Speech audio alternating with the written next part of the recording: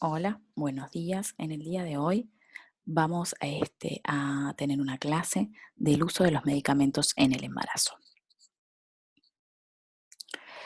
Antes de comenzar, vamos a discutir algunos aspectos generales. ¿Cuál es el problema? ¿Cuál es el miedo en el uso de medicamentos en el embarazo? Los posibles efectos teratogénicos sobre el feto, ¿sí? Pero debemos tener conceptos generales antes de poder discutir eso. Primero, que los defectos congénitos en la población general tienen una incidencia de 2 a 4%. Y de estos, menos del 1% son atribuibles a medicamentos. Al contrario de lo que uno pensaría de que las embarazadas no consumen ningún medicamento, no deberían consumir ningún medicamento, hay alto consumo de medicamentos en el embarazo y esto lo vamos a discutir un poco más adelante. Otro punto no menor es que más de la mitad de los embarazos no son planificados. Entonces, cuando hablamos de riesgo teratogénico, no debemos pensar solo en la mujer con un embarazo confirmado, sino que cuando estamos usando medicamentos potencialmente teratógenos, tenemos que pensar su riesgo en la edad reproductiva.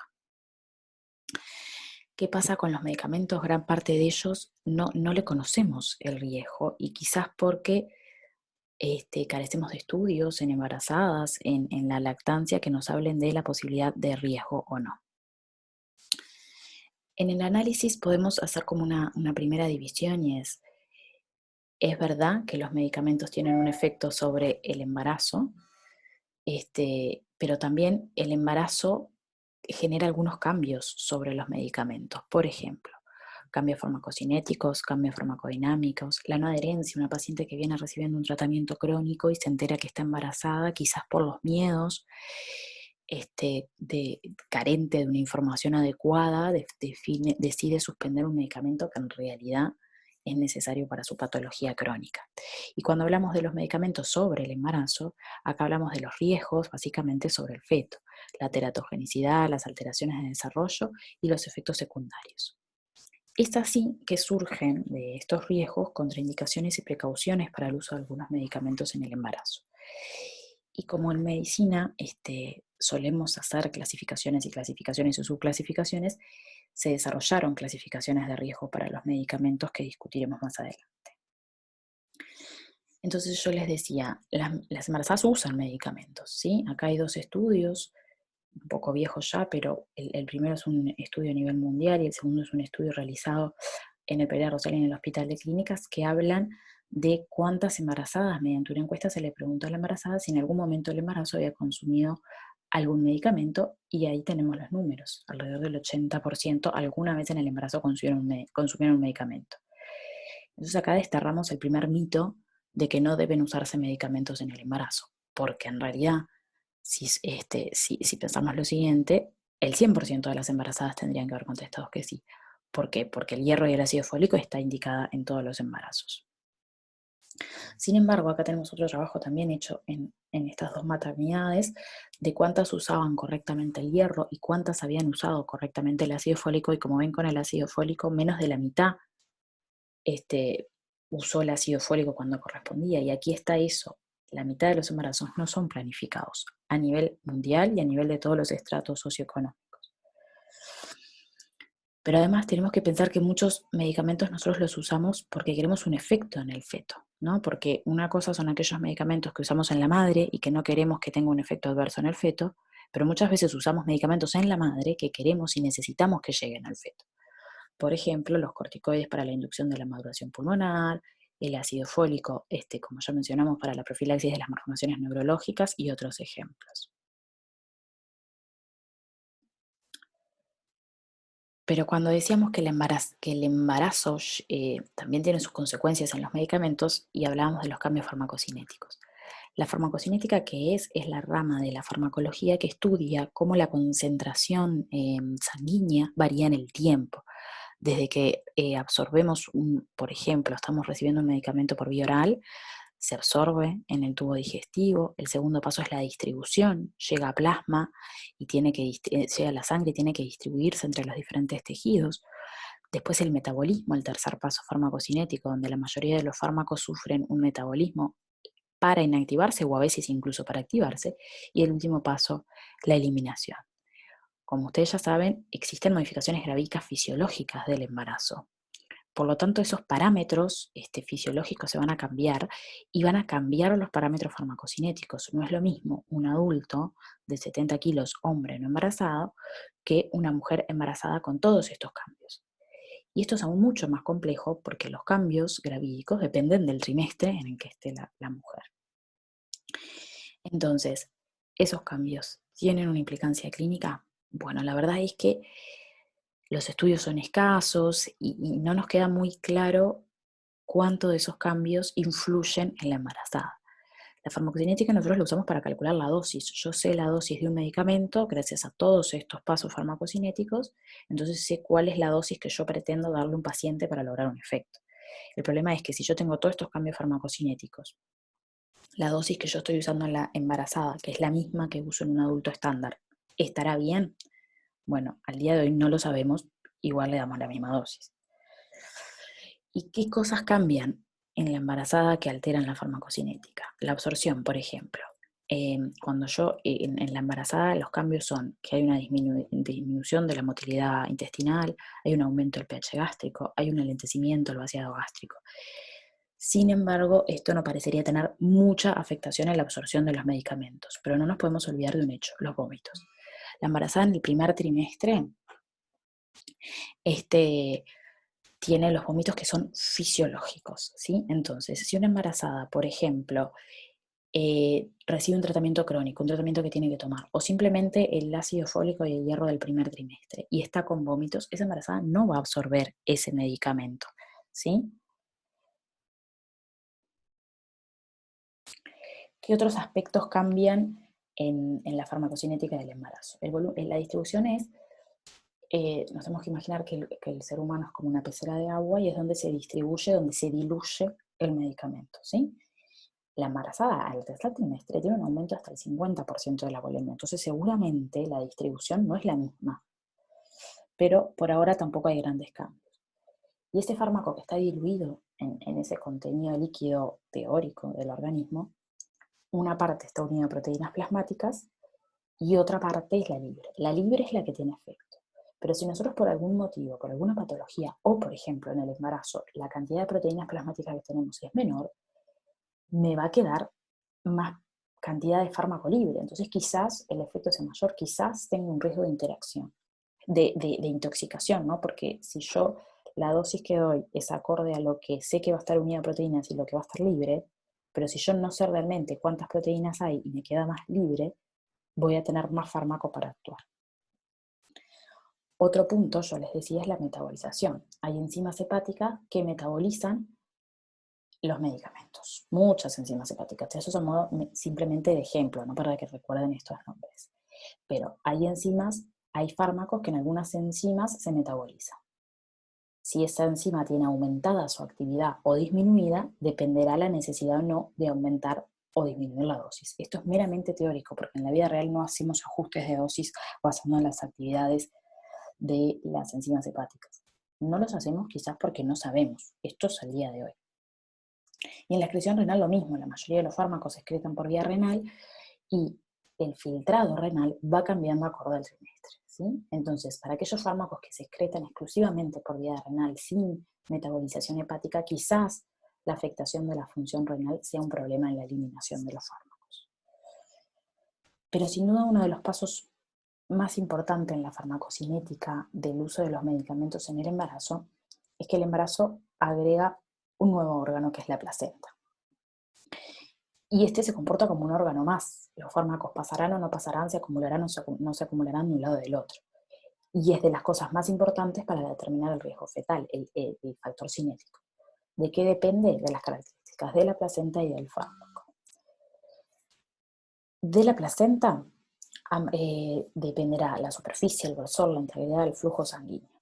Del fármaco dependerá, los fármacos de menor peso molecular van a pasar más fáciles, los más grandes no van a pasar tan fáciles, cuánto de esos fármacos está libre, cómo se disocia, la liposolubilidad. Recordemos que los fármacos liposolubles pasan más las membranas que los hidrosolubles, y así. Entonces esto va a determinar el pasaje transplacentario. Si yo quiero que un fármaco llegue al feto, tendrá que tener las características para pasar la placenta. Si yo preferiría que ese fármaco no llegue al feto, tendrá que tener características para evitar su pasaje placentario. Esto nos sirve también para razonar un poquito el uso de los fármacos en la lactancia. Pasa lo mismo. ¿Es seguro tomar X fármaco mientras la mamá está amamantando? Bueno, de la mayoría no sabemos, ¿sí? Dentro de los efectos podemos dividirlos en dos, los idiosincráticos y los que dependen de la dosis. Los que dependen de las dosis podemos hacer este razonamiento del pasaje de membranas. Según la concentración materna, será el pasaje por la leche y será el acceso al lactante y la eliminación. El pasaje por la leche, igual que lo que mencionamos recién, depende de las características del fármaco que faciliten o no su pasaje tras membranas. Pero si no sabemos cuánto pasa, si no pasa o no pasa, el momento que la madre tiene menor concentración plasmática de un fármaco es previo a la próxima lactada, previo a la próxima dosis, ¿no? O sea, si yo doy un medicamento cada 8 horas, lo doy cada 8 horas porque cerca de la segunda dosis cada 8 horas en el organismo hay muy poco medicamento. Entonces ese momento es el momento de la menor concentración plasmática. Si yo tuviera que dar un fármaco que no sé mucho cómo es el pasaje de leche, quizás le digo a la madre que ese es el momento de la próxima lactada antes de que tome la segunda dosis. También depende del lactante. Por ejemplo, si la madre está con un medicamento que pasa la leche materna, por lo cual llegaría al niño, pero es un medicamento que yo sé que no se absorbe por vía oral, como puede ser un ejemplo, la adrenalina, no pasa nada porque no se absorbe en el tracto digestivo. Pero también tenemos que tener en cuenta la edad gestacional a la que nació el recién nacido. Porque, por ejemplo, el uso de algunos opioides, medicamentos como la morfina y el tramadol, si bien pasan a la leche y no generan grandes efectos a nivel del recién nacido, si este recién nacido fue prematuro, no tiene las suficientes enzimas hepáticas desarrolladas como para eliminar y procesar estos medicamentos. Entonces así la Academia Americana de Pediatría, que es la que ha tratado de clasificar esto, define si un medicamento es o no compatible con la lactancia. Y como esto es aún más complejo, por suerte hay dos páginas web, esta es una, la primera, LacMed, y esta, Lactancia, que creo yo es la más fácil. Uno entra, tiene un buscador, pone el fármaco que quiere y ahí se lo clasifica en el riesgo o no para la lactancia. Volvamos a los efectos de los medicamentos en el embarazo. Cuando hablamos de efectos teratógenos, nos referimos a los efectos adversos morfológicos, bioquímicos o de la conducta causados durante la vida fetal y detectados en el momento del parto más tardíamente. Se clasifican en dos grupos, los mayores, los que son incompatibles con la vida, requieren cirugía mayor o producen una disfunción mayor, y los menores. Siempre los mayores, por suerte, son los menos frecuentes. ¿De qué depende la teratogenicidad? Depende de la susceptibilidad genética, en qué fase del desarrollo está, qué mecanismo tiene para producir ese efecto y la naturaleza y dosis del medicamento. Y acá tenemos como una suma de todo esto. Yo puedo usar un mismo medicamento en varios embarazos en el mismo trimestre y no todos, con la misma dosis, todo, y no ver el efecto en todos los embarazos. ¿Por qué? Porque hay una susceptibilidad genética, ¿sí? La fase del desarrollo es muy importante. Yo tengo medicamentos que, quizás lo vamos a ver con algunos ejemplos, en el primer trimestre producen malformaciones, pero una vez que el feto ya está formado, no van a generar ningún problema. Y a la inversa, fármacos que los uso perfectamente en el primer trimestre porque no generan alteraciones en el desarrollo embrionario, pero quizás sí en el crecimiento después en el tercer trimestre. Esto es un poco lo que estábamos mencionando de la importancia de la fase, en el momento del embarazo, que vamos a ver si usamos o no un medicamento. Y les decía yo que hay clasificaciones de riesgo. La más usada históricamente es una clasificación de riesgo de la FDA, la Agencia Americana de Medicamentos, que los clasificaba en A, B, C, D, X. ¿En qué se basaba para clasificar los medicamentos? En si había o no estudios que demostraran o no las malformaciones. Por ejemplo, la categoría A había estudios bien controlados en embarazadas que no mostraban anormalidades. Como ustedes sabrán, la mayoría de los fármacos no son A, porque no hay estudios bien controlados en embarazadas para demostrar esto, ¿no? Y así iba después haciendo diferentes clasificaciones, si había o no estudios en animales, y así sucesivamente. La verdad es que esta clasificación tiene muchas limitantes. Primero, que no considera la experiencia clínica. Se basa solo en si hay o no hay estudios. No valora la frecuencia, intensidad y tipo de efectos. Si vemos, por ejemplo, Eh, el D dice que hay estudios bien controlados observacionales en embarazada que mostraron riesgo. No te dice qué frecuencia, qué intensidad, qué tipos de efectos, ¿sí? Es poco específica, extrapola de estudios en animales. Un ejemplo para que entiendan, los inhibidores de la broma de protones, que son unos medicamentos que se usan para el reflujo gastroesofágico, acá tienen los nombres: lansoprazol, pantoprazol, rabeprazol, omeprazol. Son todos medicamentos muy parecidos, son iguales, muy, muy iguales. Pero la FDA había clasificado a los primeros tres con B y al omeprazol C. Entonces, muchas veces el omeprazol es el más barato, es el más viejo, el que está en todos lados. Entonces, si una paciente tenía indicación de omeprazol, le decíamos que no, que era mejor el lansoprazol, porque era categoría B y no C. El lansoprazol es mucho más caro porque es más nuevo, pero no tiene ninguna ventaja. Y la embarazada no podía acceder a estos medicamentos. Pero en realidad, ¿por qué era así? Porque en estudios en animales a dosis decenas de veces superiores a las que se usan en humanos demostró teratogenicidad. Entonces, por eso le correspondía a la C. Pero si nosotros analizamos la evidencia, la experiencia clínica, la verdadera, los datos reales, por ejemplo, acá tenemos un estudio que analizó 800.000 nacimientos y vieron cuál de esas mujeres habían estado puestos a estos fármacos y si habían tenido riesgo o no de malformaciones, y no tuvieron ningún riesgo de malformaciones. Y la mayoría estuvo expuesta al omeprazol, a ninguno de los otros. Entonces, en realidad, independientemente de la categoría de la FDA B o C, el omeprazol es el que ha estado más tiempo en el mercado, con mayor información de seguridad. Entonces, si ustedes me preguntan a mí entre estos medicamentos, yo sigo prefiriendo el omeprazol, aunque sé, en realidad, la diferencia del lansoprazol, por ejemplo, que es B.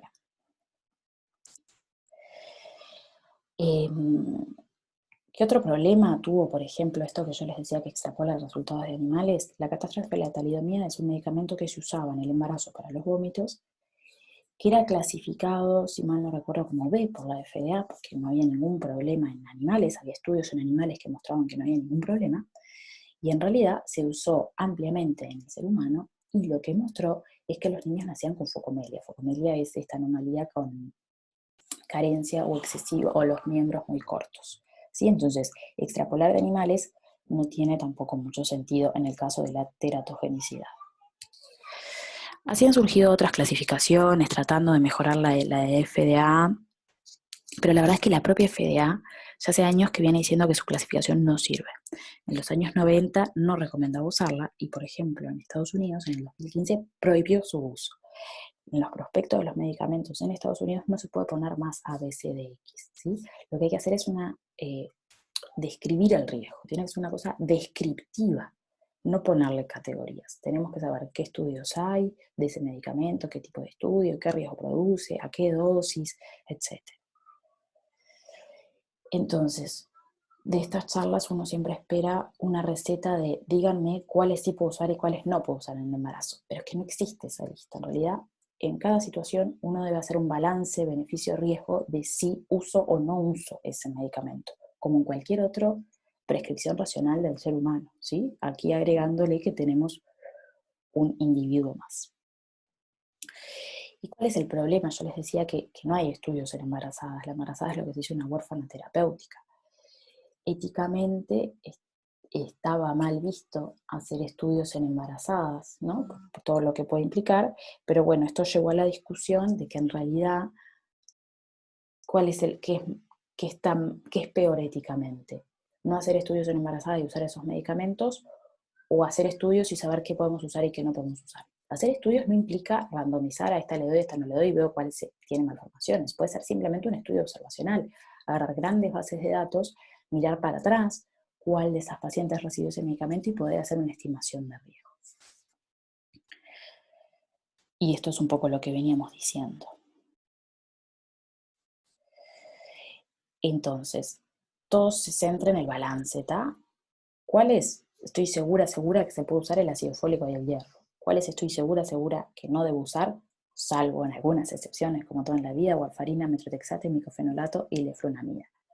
Con todos los otros medicamentos, tengo que hacer un balance beneficio-riesgo. Les voy a poner algunos ejemplos. Los antieméticos, medicamentos que usamos mucho en las embarazadas. Básicamente estos son los que hay disponibles en el mercado: metoclopramida, ondansetron, domperidona. básicamente ninguno de ellos tiene mayores complicaciones en cuanto al riesgo de malformación. Y en el año 2013 la FDA aprobó este nuevo medicamento directamente para las embarazadas, que es una combinación. Parecería ser de todos estos la opción al menos más segura. ¿Qué pasa con los antiinflamatorios no esteroideos? Los fármacos que usamos para el dolor. En realidad la mayoría de estos fármacos los podemos usar sin problemas, el ibuprofeno, el ketoprofeno, hasta las 32 semanas. ¿Por qué? Porque después de las 32 semanas aumenta el riesgo del cierre del ductus arterioso. El ductus arterioso mantiene la circulación fetal y esto depende de las prostaglandinas. Los AINES, ibuprofeno, ketoprofeno, inhiben las prostaglandinas. Entonces pueden determinar el cierre del ductus arterioso con el cierre de la circulación fetal. Acá tenemos un ejemplo de fármacos que en el primer y segundo trimestre no habría problema, pero en el tercer trimestre sí. De los más seguros, si pudiéramos decir algo, tenemos paracetamol, ibuprofeno y dipirona. Del paracetamol quizás es el más seguro porque tiene algún mecanismo de acción un poco distinto a los otros antiinflamatorios no esteroideos y no interfiere tanto en el cierre del ductus arterioso. Los glucocorticoides, fármacos que no tienen mucho riesgo de malformaciones, si bien aumentan la incidencia de paladar hendido. La población general tiene una incidencia de paladar hendido, labio leporino de 1 en 1000. Con los corticoides se podría ver de 3 en 1000, pero igual sigue siendo baja, ¿sí? La frecuencia. Son seguros en la lactancia, y en realidad depende de cómo se metabolizan, ¿sí? Porque en la placenta tiene una enzima que metaboliza los corticoides, que es un mecanismo de defensa para evitar que cuando la madre está, por ejemplo, en una situación de estrés con sus corticoides endógenos aumentados, se metabolizan y se inactivan en la placenta para que eso no llegue al feto. Bueno, lo mismo pasa con los medicamentos que yo uso externamente. Los que menos se inactivan son la dexametasona y la betametasona. Los otros se inactivan altamente. Entonces, si yo quiero hacer un tratamiento materno y no quiero que llegue al feto o ante los eventuales riesgos, voy a elegir, por ejemplo, hidrocortisona, prednisona. Si mi objetivo es que llegue al feto, el corticoide, quizás lo que debo elegir son dexametasona y betametasona. Y de ahí surge que para inducir la maduración pulmonar fetal, usemos, por ejemplo, dexametasona. Antiplaquetarios y anticoagulantes. El ácido acetilsalicílico. El ácido acetilsalicílico es un fármaco que en el último tiempo ha demostrado efectos muy beneficiosos, por ejemplo, en los síndromes antifosfolipídicos, el riesgo de preeclampsia, el riesgo de recidivo, como van a ver más adelante, ¿sí? Entonces es un fármaco que básicamente usamos en el embarazo. Quedan dudas cuándo es el momento de disminuir cercano a la finalización del embarazo, porque por ser un antiplaquetario puede aumentar el riesgo de sangrado. Entonces algunas guías proponen suspender a las 36 semanas, otros una semana antes del potencial evento del nacimiento. La warfarina está contraindicada en el embarazo, ¿sí? Este es un fármaco que tiene una teratogenicidad demostrada, tiene un síndrome propio, tiene una malformación propia que es la malformación por la warfarina. Entonces, si nosotros tenemos que anticoagular a una embarazada, vamos a preferir las heparinas de bajo peso molecular. ¿Por qué? Porque son grandes moléculas, y al ser grandes moléculas no pasan la placenta, entonces no tenemos potenciales efectos teratógenos. El caso de los antiepilépticos. La paciente epiléptica tiene más riesgo de malformaciones. La paciente epiléptica que toma antiepilépticos tiene más riesgo de malformaciones. Pero no podemos dejar una epiléptica sin antiepilépticos. Entonces, lo mejor es que estas pacientes planifiquen su embarazo, que se busque cuál es el antiepiléptico con menos riesgo, ¿sí? Que lleguen al embarazo con un solo antiepiléptico, con la menor dosis posible, ¿sí? Tener crisis durante el embarazo es contraproducente para el embarazo. Entonces la embarazada no puede estar sin su antiepiléptico, pero tenemos que idealmente planificarlo y elegir el mejor antiepiléptico para ella. Si una mujer en edad reproductiva se quiere embarazar, sí o sí debemos evitar el valproato, que es el más teratogénico de los antiepilépticos. Entonces algunas recomendaciones es continuar con la medicación, buscar un solo fármaco a la menor dosis posible. A estas pacientes se les hace más ácido fólico, ¿sí? Para evitar las malformaciones. ¿Qué pasa con los antibióticos? La mayoría de los antibióticos son seguros, pero nada seguro en la vida. Acá, de modo grosero, les puse con colores los que parecerían ser más seguros, los más o menos y los no tanto. Pero esto, como siempre, es balance beneficio-riesgo. Si yo tengo una embarazada que está en el CTI y que el germen que tiene es solo sensible a la gentamicina, no voy a dejar de usar la gentamicina por el riesgo que tiene de básicamente nefrotoxicidad u ototoxicidad en el feto, ¿sí? Es balance riesgo-beneficio. Si puedo elegir, si la situación lo permite, voy a elegir los que sé que tienen menos riesgo. ¿Qué pasa con los psicofármacos durante el embarazo? La depresión y aquellas patologías de la psiquis dan malos resultados obstétricos, eso no hay duda. La depresión es frecuente en el embarazo. Ahora, los resultados obstétricos son por el tratamiento o son porque la depresión se asocia a otros hábitos, a abandonar otros tratamientos crónicos, no queda muy claro. Pero, por ejemplo, se han hecho múltiples estudios tratando de ver el riesgo de antidepresivos, ¿sí? Acá tienen uno a modo de ejemplo también, y ven que ninguno de ellos aumenta el riesgo de malformaciones. Pero ¿qué sí tenemos que saber? Esto que yo les decía, depende del momento del embarazo en que estemos. Los antidepresivos no aumentan el riesgo de malformaciones, salvo, como ven ahí abajo, la paroxetina, que podría tener un poquito aumentado el riesgo de cardiopatías. Pero a mí lo que me importa es saber en el tercer trimestre, porque si en el tercer trimestre la madre está con altas dosis de psicofármacos, a ese niño, cuando nazca, le va a costar adaptarse a la vida extrauterina. Entonces, lo mejor es, al final del embarazo, cercano al nacimiento, tratar de disminuir al máximo posible la dosis de estos medicamentos. Lo mismo pasa con las benzodiazepinas. Las benzodiazepinas son fármacos que se usan para la ansiedad.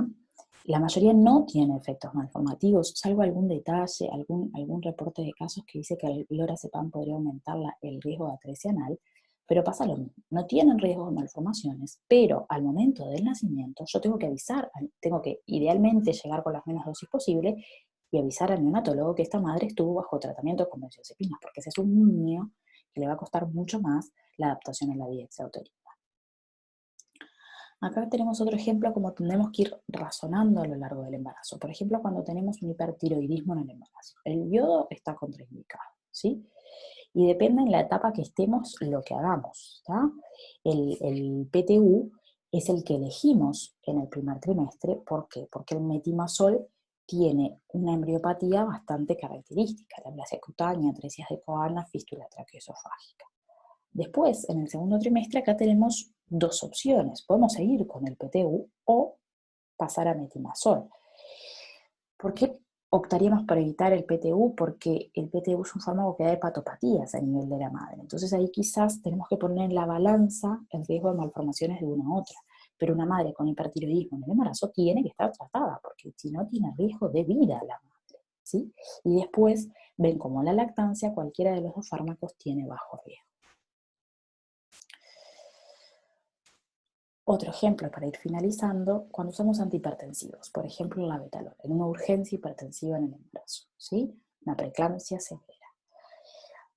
No tiene efectos teratogénicos. Si nosotros lo usáramos de forma crónica, los betabloqueantes como este grupo podrían aumentar el riesgo de restricción de crecimiento, pero cuando nosotros lo usamos en agudo, 2-3 días antes del nacimiento de una crisis hipertensiva, sí pueden haber efectos, en este caso, neonatales, ¿sí? Hipotensión, hipoglicemia, bradicardia. ¿Esto significa que no tenemos que usar el labetalol? No, significa que en una crisis hipertensiva yo uso el labetalol, ¿sí? Pero que el neonatólogo tiene que estar al tanto de que la madre recibió este medicamento y que el neonato puede tener estos efectos. Entonces, para ir finalizando, siempre hay que hacer un balance individual entre el beneficio y el riesgo, el beneficio demostrado y no demostrado. ¿A qué me refiero con esto? Algunos ejemplos. Doctora, ¿puedo tomar un jarabe para la tos en el embarazo? No, no podés. ¿Por qué? ¿Tiene efectos sobre el feto? No, porque no sirven para nada los jarabes para la tos. Entonces, en la balanza del beneficio, si es un fármaco que no sirve para nada, ni siquiera nos cuestionamos los riesgos. Y del otro lado, tengo riesgo fetal, neonatal, como les nombré con algunos fármacos, y no olvidarnos de los riesgos maternos, como por ejemplo la hepatopatía que puede producir el PTU del hipertiroidismo, sumado al riesgo de no tratar. Una epiléptica yo no puedo exponerla al riesgo de que no esté con los antiepilépticos frente a los posibles riesgos fetales. Entonces, algunas recomendaciones. Evitar la automedicación, como cualquier otro caso, ¿sí? Considerar que ningún medicamento es totalmente inocuo y que hay que hacer una valoración individual. usar aquellos medicamentos con mayor experiencia clínica, tener en cuenta el trimestre, siempre evitar aquellos preparados con múltiples principios activos. Y para muchos casos, y para embarazadas con patologías crónicas, debemos hacer un manejo multidisciplinario. No puedo resolver a la embarazada sola. Esto es algo de que habla la importancia de recalcarle a la embarazada que no se automedique, como cualquier otro paciente, repito, nadie debería automedicarse. Y bueno, y para ir finalizando, siempre la prescripción racional implica un correcto diagnóstico, ver si la paciente tiene indicación o no de tratamiento, quizás es un dolor muscular y se arregla con medidas físicas, no tengo que ni siquiera llegar a pensar si tengo que dar un antiinflamatorio, no esteroideo y cuál, ¿sí? Hacer una correcta prescripción, que no es inscribir bien la receta, es explicar a la paciente cómo tomarlo, hasta cuándo, qué efectos adversos puede tener, cuándo tiene que volver, cómo lo tengo que seguir, ¿sí? No existe mucha bibliografía de este tema, uno tiene que ir buscando fármaco por fármaco, ¿sí? Les dejo acá si quieren, el Departamento de Farmacología tiene este mail, que es un centro de información de medicamentos con una página, y que incluso ahí trabajamos mucho en algunas consultas de algunos medicamentos específicos en el embarazo que pueden accederlas a través de esta página. Muchas gracias.